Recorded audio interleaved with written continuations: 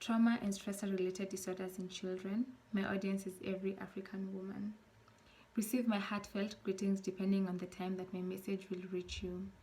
I am deeply humbled to be able to address the makers of Africa and the whole world in its entirety.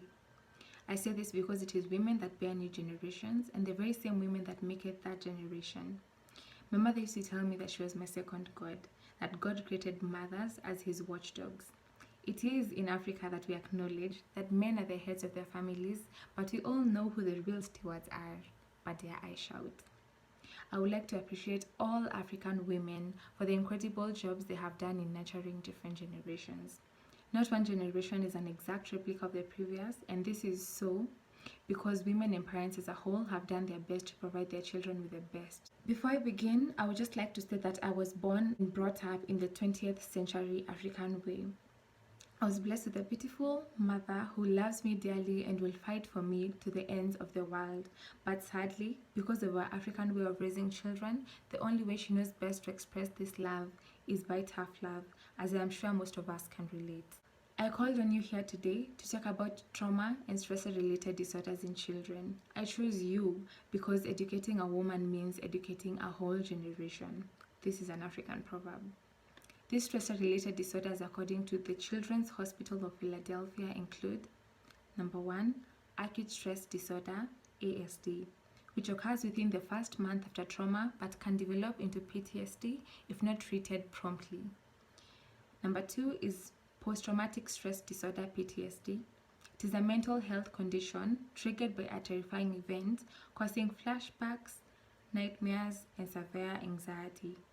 Number 3 is adjustment disorders. These are unhealthy and unhelpful reaction to stressful events or changes in a child's life which can either be emotional or behavioral.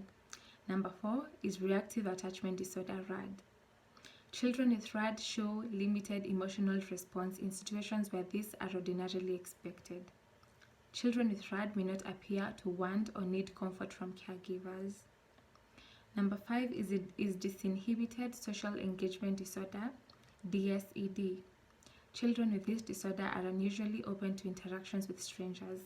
They can be overeager to form attachments with strangers. If you felt a particular symptom being quite familiar to you or a child you know, maybe it's because it is.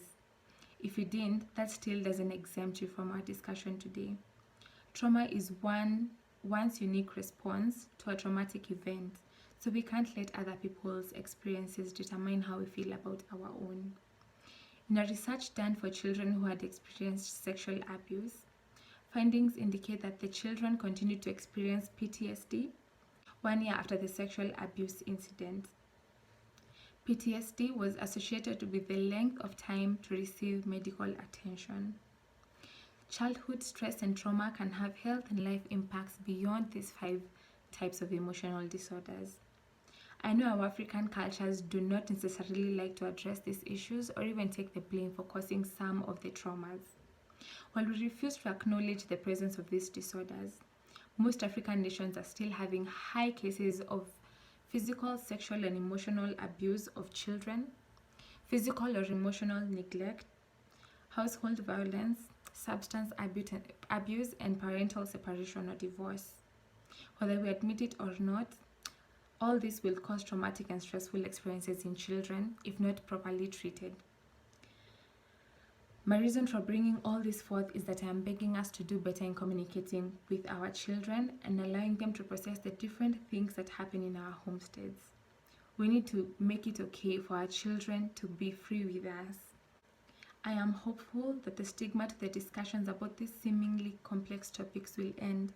Mental health is important to any developing child as it will affect the kind of people they become.